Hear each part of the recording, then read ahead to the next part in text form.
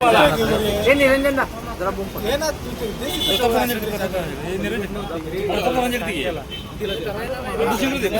राज्यातल्या एका जरा घे की पुढं निरंजन जारी केलेला आहे. मागून टाकी पुढं. हा घे कशा पद्धतीने बघता येतो म्हणजे असं तो मोबाईल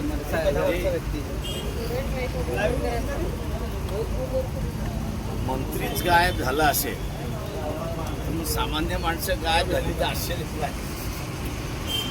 हे पोलीस डिपार्टमेंटनीच पळवलेलं आहे असं मी त्या ठिकाणी मानतो.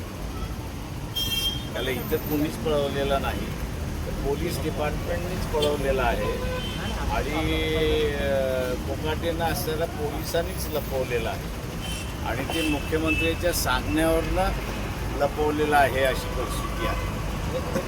त्याच्यामुळे असं हे सरकार कोर्टालाही मानत नाही, न्यायही मानत नाही अशी असणारी परिस्थिती. ते वाचवण्याचा प्रयत्न कोकाटेंना होतो का? कारण राजीनाम्याची मागणी या आधी त्यामुळे असे घेतला गेला.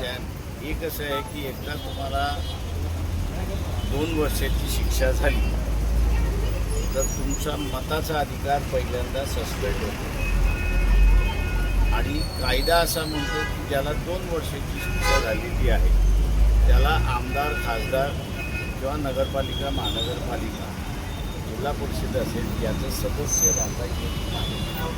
तेव्हा कायद्याचा अपमान होणार नाही याची दक्षता देवेंद्र फडणवीस यांनी घ्यावी. यांचीसुद्धा एक केस नागपूर कोर्टामध्ये चाललेली आहे. तेव्हा त्यांनी या दोन्ही केसेस लिंक करू नये अशी फक्त माझी विनंती आहे.